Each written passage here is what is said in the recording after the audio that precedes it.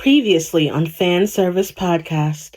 I can never stand that group. Like, they did something that was so offensive to Black people. I can never stand that group. First off, baby girl, honey boo boo child, which group didn't do something offensive to Black people? Hate to be that guy.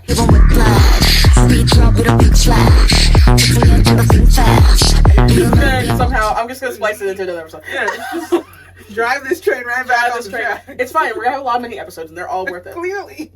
Did you see on TikTok? I'm sorry. One moment. Did you see on TikTok this girl commented about Negro influencers on our TikTok? Yeah, no, she did. Yeah, she said Negro, which is interesting because I was trying to decipher based on the other comments whether she was Black, but like African. I'm confused. Clock it. Very confused. Yeah, but other things made me think. Okay, there's something. You're something.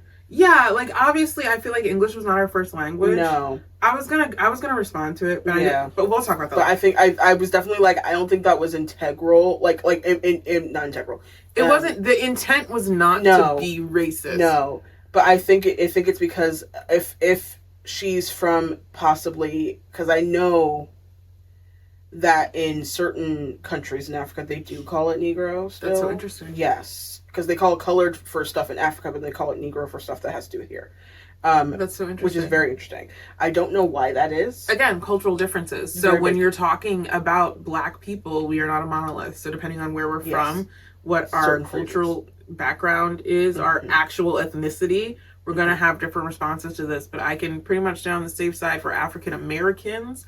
We do not prefer to be called Negro. It's not the same thing as the N-word, but it's not like that much better. No. I'm not Negro. I'm not colored. I'm not the N-word. You could just say Black American or African American, and that's But it's part of where that one issue with the Tyler thing came about, because that was part of the reason that her career has had an interesting trajectory, because the saying in South Africa is colored. They call themselves colored. Yes. Like that's their thing. Yes. I got it. Which makes sense because they had apartheid. Because that's what she is. But like, but also that's why we're doing that. People got uncomfortable because she was saying so regularly all the time here, and they were like, please stop doing that. But then I'm like, now there's an argument. I can understand, I do get it, but I was like, there's a thing because she's like, well, from where I'm from, that's what it is. And I'm like, but now I feel like there is a difference though from saying woman of color versus saying colored. Yeah, well, yes, you know, but what that's I mean? But that's because that's not really a phrase in South Africa either. Women of color and people of color is not a phrase there.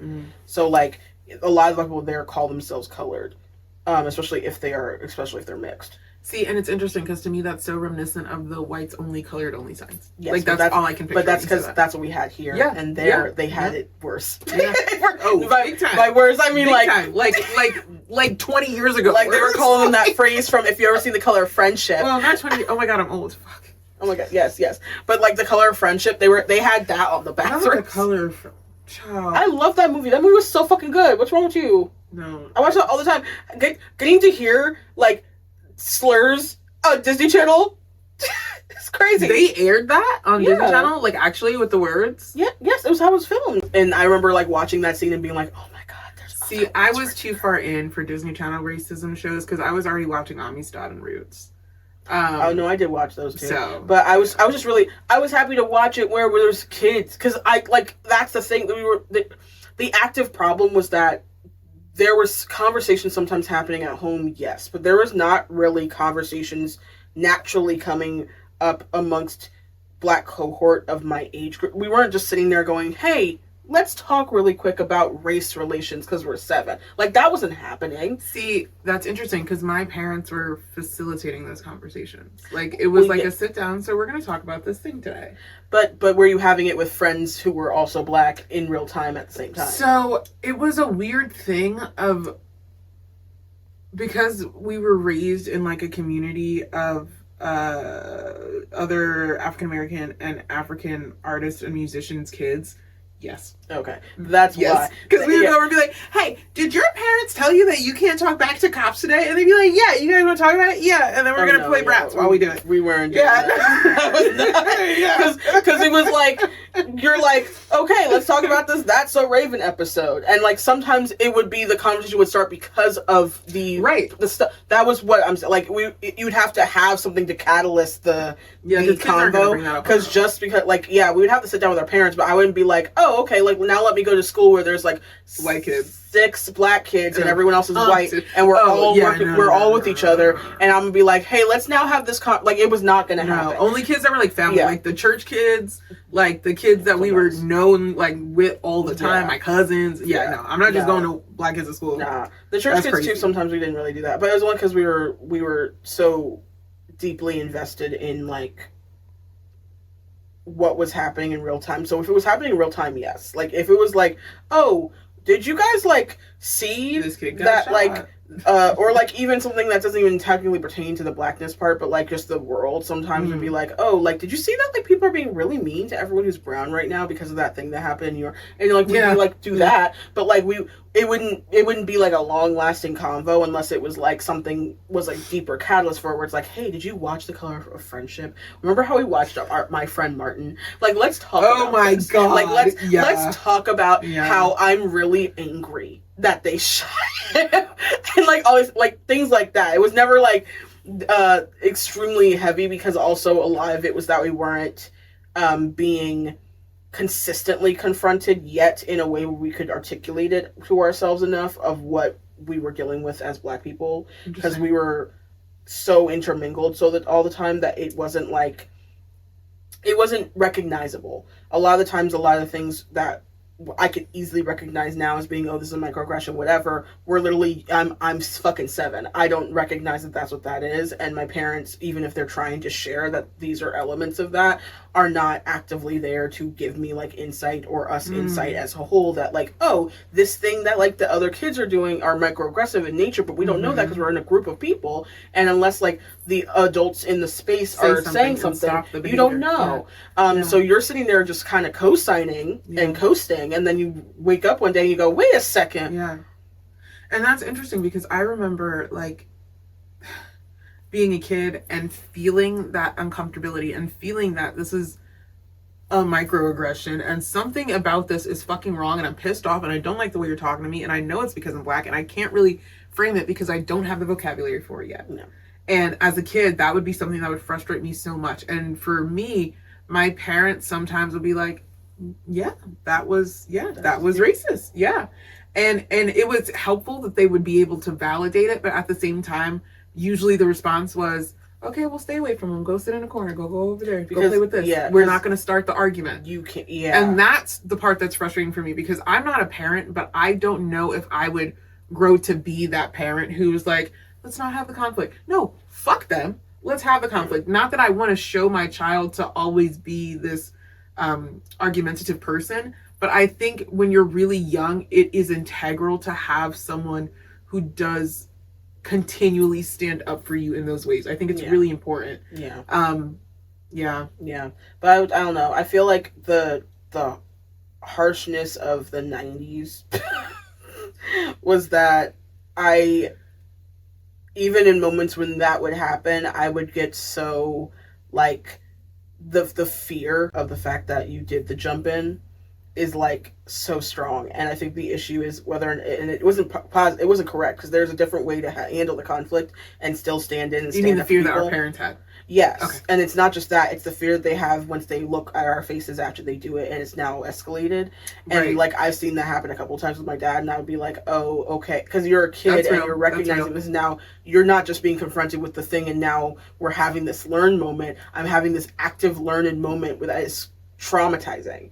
And so now you're like, oh, okay, now the thing that was already traumatizing is kind of tenfolded. And it's not that that's fair. It's going to happen. It's not that it's not it shouldn't happen that way. It's going to, and you just kind of have to have it happen, and then be able to have the conversation after, which I don't think that they were well equipped to do. Right.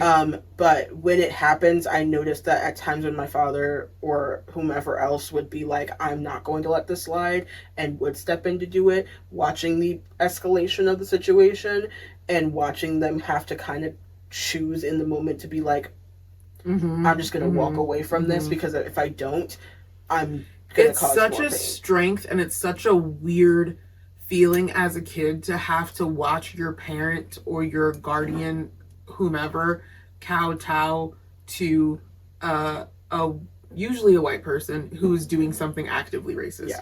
And it's such a weird experience to have, because in the moment, I think, at least for me as a kid, I was very much like, wow, I am losing respect for you actively. How the fuck are you letting this slide?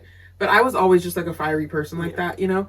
And then I think as an adult now looking back on it, it's just so interesting because I'm like, it was in a way to do that thing of like, I don't want this to escalate in front of my child. But I think the difference is I traumatized them motherfuckers first, because I remember multiple times where I had enough education to know what was going on and to be aware of situations, and I watched enough content to know like the history of Black America, so that when like a cop would come up to the car and do something that was shady, I'd be like, that is against our rights, blah blah blah blah blah, like the kid from the backseat, and my parents would turn around like, bitch, shut the fuck no, shut the fuck up. Yeah, no. And like, that's the problem of being a talkative kid and a kid that's a little too smart.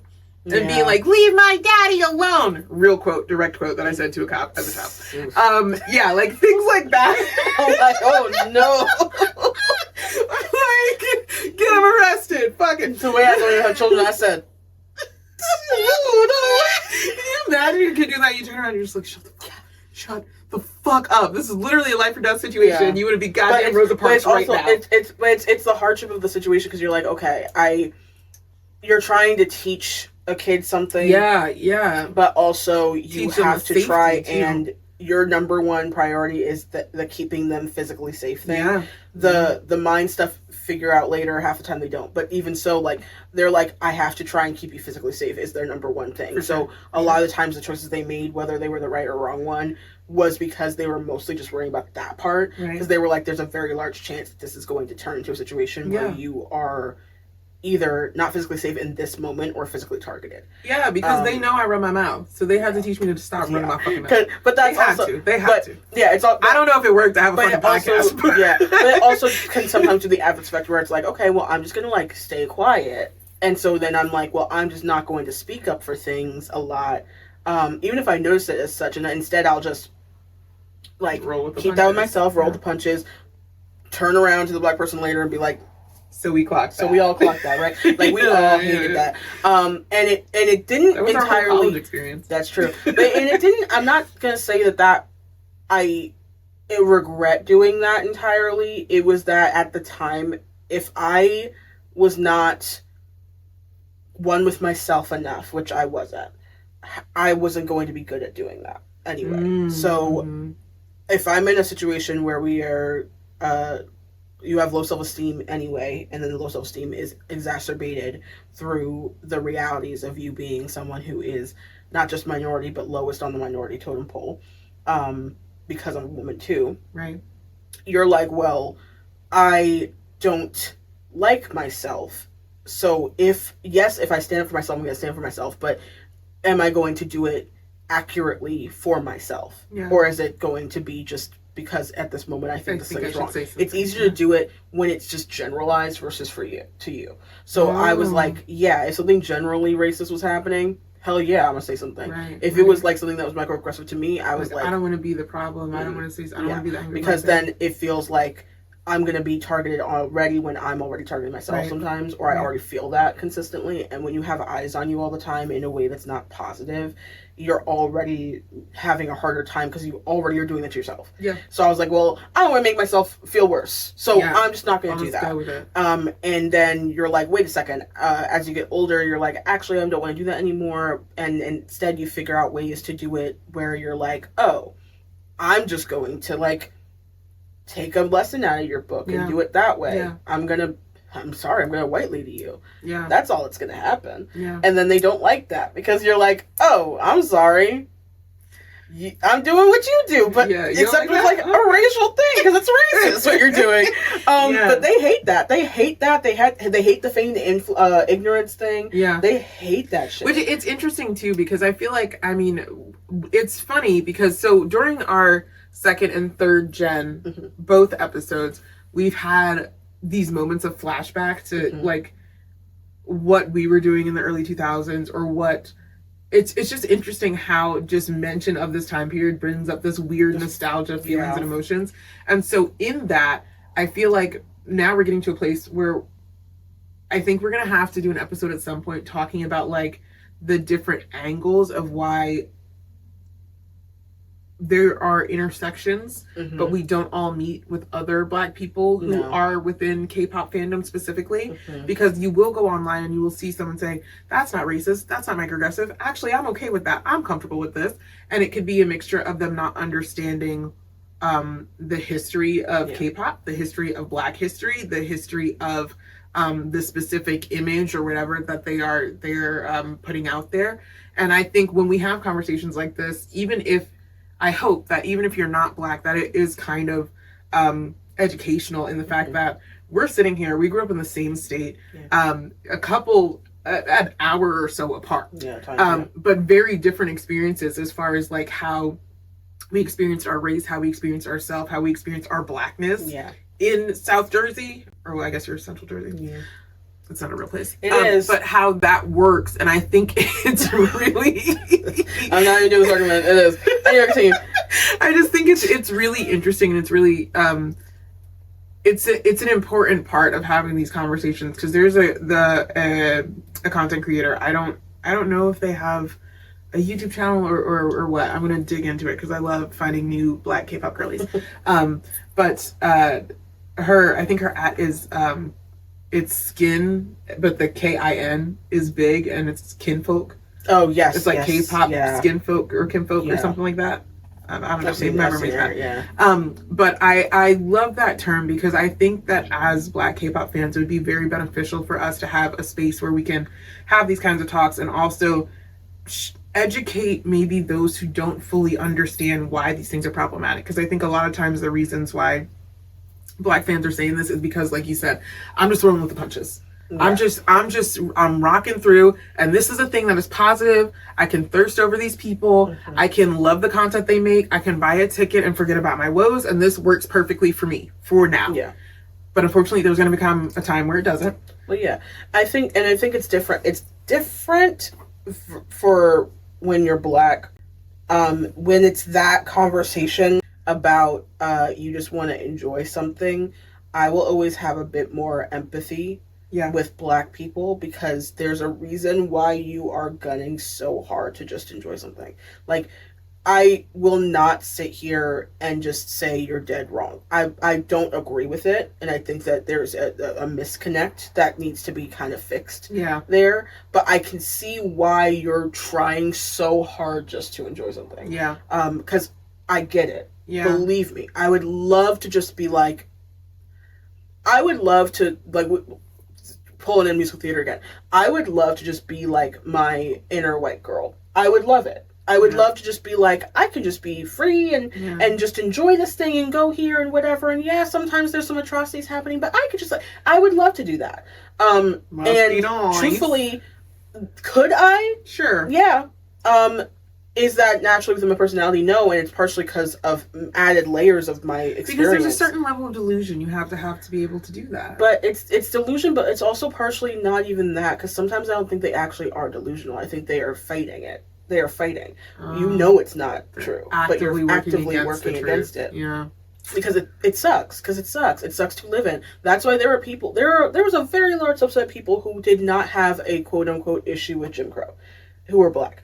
And what I mean by that is that they sat there and said, it is what it is. Yeah, this is how it is. I'm just going to follow the rules. Which is like, I feel like the same argument I'm having with people about AI. Well, it's already here. Yeah, and it's using up half of our fucking water to live, people. Like, fucking get it together. And so I'm like, just going with the flow allows for wrongness and badness and corruption to continue and escalate further.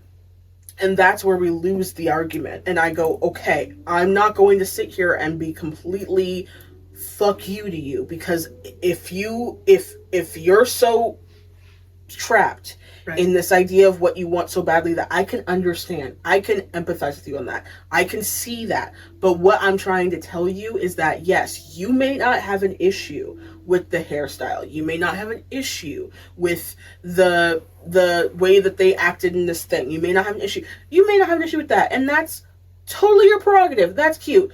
But does that mean that as a general sense it matters? just because you see it that way. No, as the generalized point is what matters, not Right. what you want. You are Right. one fucking consumer and one fucking person. It does not matter what you want. The same way that how our nation works doesn't matter about the fact that you don't want to have fucking an abortion. Don't have an abortion then. Right. Don't dictate the fact that generally no one should do it because you see it as some sort of fucking moral problem within yourself. That's fine. Yeah. It's not the same thing as other stuff. Yeah. But the fact of the matter is that, again, is a personal that's fine. Yeah. You have a personal preference. Bye. You can have a personal preference. That's fine. Yeah. But you also have to understand where your personal preference is coming from and how your personal preference can help or harm an entire group of people. Yes, including the people that you're trying to support. Yeah, I just feel like I don't care what type of thing we're doing online. It's always hella sus to me when you're in the comments trying to tell other Black people that something's not racist. Yeah. And you're like, well, I'm Black and I don't think it's racist. Okay, do you want a cookie? Like, Congrats. congratulations. And a lot of the times it'll be because we've been fed as well this bullshit take that everything's too much of stuff. It's like too political. Well, it's not even that. It's that they've been fed the idea that like it's everything is up for tearing down in some way. Oh my god, yeah, just play devil's advocate. Yeah. Like, you can totally play So you're like, devil's it's advocate fine. with things. I said, well, that only works when there's actually a reason to do so. When you actually are educated enough to have a conversation. Yeah, because when you can have a conversation, you can have okay, I'm hearing you. I hear you. Yeah. Do I agree with you? Fuck no. Right. But I'm hearing you. Right. If I'm saying that and then continuing the conversation, I'm not just sitting there trying to literally, for lack of a better term, trump your fucking like opinion. Yeah. Like, and truthfully, an opinion is different than a fact in a statement. Half the time, you're not stating it as an opinion. You're trying to state it as if it's fact or as if it's just like it's not a big deal. And you're like, and that's the issue. It's as if you guys don't recognize that there's a difference between the two. Yeah. And that opinions matter. Yeah. We're all very different and have different perspectives, and those perspectives are important to know about because it will allow you to either deepen your own space or to understand deeper what you have to fight against. Right. Like, I need to know if you're on bullshit. Yeah. I do need to know that. 100%. I need to know. Let me know who you are right now. Okay. And I will act accordingly. And then I'll be like, let me do my due diligence of making it clear that, hey, open table here. I hear you, number one. But here's why I can't fuck with that. Yeah. Here's why I cannot come to an agreement with you here. Yeah. And if they can't deal with that and they have an issue with it, I'll be like, that tells a lot because you can't even have a simple conversation, which is funny because all y'all keep saying that you just want to be able to have a conversation. But then you get so sad when you go to North Ireland and they're like, who'd you fucking vote for? And you're like, oh, and then I felt so uncomfortable. I said, bitch, why are you uncomfortable unless you didn't answer the question? Well, they're uncomfortable because they know they voted against. They voted against things, and you were mad because you were in a pub and they were watching the news in the pub, which is a thing that regularly happens. Yes. And they were talking about the news of the world and the fact that they were mad at the Americans for the things that were happening. It's interesting because I do think as Americans, and I see this a lot too in the conversation for talking about what cultural appropriation is and what racism is, and they're like, you only think that it's the N-word because you don't understand that this is the Korean way of saying I or you. It's like, no, we actually do know the difference. No, we do. It's easy to figure it out. But it's, yeah, we do. But it's like, I do agree that a lot of the world sees America as a spoiled brat child. And you're right. And you're fucking right. Mm-hmm. You're, not me spitting, bitch. I really agree. It's jumping out at you. I agree. Like, you're right. It's true. Yeah. But with that, there also is a fact that, like, every American is not that. America tries to be a melting pot, but it's genuinely not. It's more like a tossed salad. Mm-hmm. You know, it's just there's onions, there's lettuce, there's tomatoes, they're next to each other, but they're not like mixing in. Like, it's not the lettuce went on top, and I don't know what happened. I tried to shake it, and it's stuck to the top of the Tupperware. I don't know what to tell you. Yeah. Like, that's what it feels like. So it's interesting to say, like, yeah, they're watching American news in an Irish pub because here you will be hard pressed to motherfucking find Americans watching the news for any other country in a American restaurant. Now, if you go to a Mexican restaurant, they will have the news on. They will have on Telemundo and a couple other channels that are like for Spanish speaking people and tell their news. If you go into if you go to like a Egyptian shop or something, right? Or anything, like you're gonna find in a bodega, yes, they will have their own things playing. Yeah, place. But for the most part, unless you seek out people who are specifically of that culture, Americans are not trying to expose themselves to anything new, to anything that could cause conflicts, to anything that is international or culturally diverse, which is again why I say diversify your friend groups, diversify the people you talk to, diversify the people who are around you, because I promise you it will make your life better and it will make you a more educated, well-rounded person. And decolonize and decapitalize your mind. Bloop. That's it. Also, I think that's an interesting argument given the fact that most of the time people think about America, they only think about white people anyway. So why are you exactly? So yeah. All this is go back to the fact that there are so many amazing third gen groups. I realize that was probably wrong. That was probably wrong. Oh, okay, great. Done, easy. I love how we said, cool, done, easy. Another 2-hour episode of us just doing bullshit. Hey, look at this mini episode. Isn't this right? Hey, awesome? It's the 4th of July. Here's a 20-minute talk. Yeah.